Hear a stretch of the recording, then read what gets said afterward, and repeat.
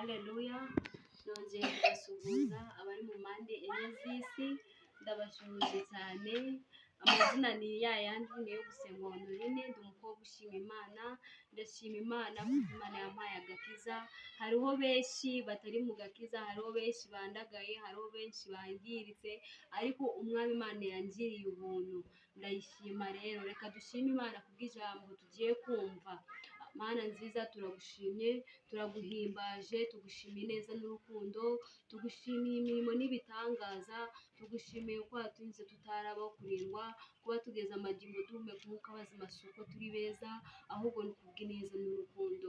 Wakoze rero mwami Imana, wabanye natwe, dore tugiye kumva ijambo ryawe, ntirice mu gutwi ngo rihubukire mu kundi, ahubwo rishinga imizi muri twebwe, rizadutunga mu bihe biri imbere. Urakoze Yesu Kristo, rero komeza kuba natwe, icyubahiro ni icyawe, bisabye byizeye mu izina rya Yesu, amena. Mbere y'uko dusoma ijambo ry'Imana, hari indirimbo iri kumfasha muri iyi minsi, abiringiye abantu barabahemukira, ndetse babahanga amaso bakabakoza isoni. Wowe ntujya uhemuka kandi ntukoze isoni, habwa ikuzo Mana yacu kuko urabikwiye. Aleluya. Imana ntabwo ijya ihemuka, ngo abiringiye abantu bakabahanga amaso babakoza isoni. Wiringiye umuntu, ukiringira murumuna wawe, ukiringira mukuru wawe, ukiringira imiryango yawe, ukiringira inshuti n'imiryango, abo ngabo bagukoza isoni. Ngo ariko Imana ntabwo ijya ihemuka, ngo uwayizeye ntabwo Imana yamuhemukira, ngo isohoza icyo yavuze kuri we. Imana ntabwo yibagirwa, irakureka ugakora ibyo ushaka byose, ariko nimba yarakubwiye ukaba ufite y'Imana, isaha n'isaha Imana iba igomba kugusohoreza icyo yavuze. Ariko twebwe abantu turahemuka, umuntu ashobora kukubwira ngo ejo ngo nzakugeraho, ejo ntakugereho, ariko Imana yo nimba ivuze ngo bigende gutya bigomba kugenda, ko ntabwo Imana ijya ihinduka, kuko ntabwo ari umwana w'umuntu. Reka rero dusome ijambo ry'Imana muri Zaburi 91 umurongo wa mbere, uravuga ngo uba mu bwisho rw'isumba byose, azahama mu gicucu cy'ishobora byose. Haleluya. Ndabashishikariza kugira ngo tube mu bwihisho bw'Imana, kuko uri mu bwihisho bw'Imana akaba mu bwihisho bw'usumba byose ntacyo yaba.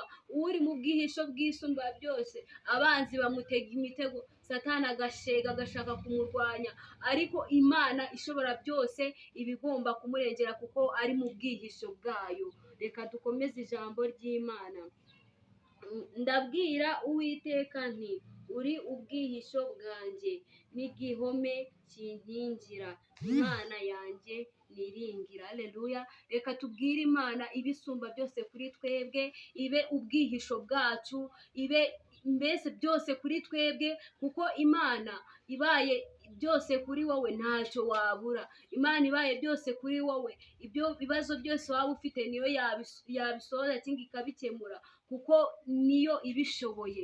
Nta wundi wabibwira, ntiwabibwira abaturanyi, kuko abaturanyi nabo baba bavuga ati tugenda, ariko Imana yoyo iba igomba kukurengera ikabana nawe, kuko uri mu bwihisho bwayo. Imana rero yakoze kubana natwe. Reka ndirimbe agakorasi gatoya kavuga ngo nta misozi nta n'inyanja nta bihehe byabuze umugambi w'Imana kubahwa. Nta misozi nta n'inyanja nta bihehe byabuze umugambi w'Imana kuzura, kuko ukuboko k'Uwiteka guhora kubayishaka bose ngo ibagirire neza, kuko ukuboko k'Uwiteka guhora kubayishaka bose ngo ibagirire neza. Aleluya.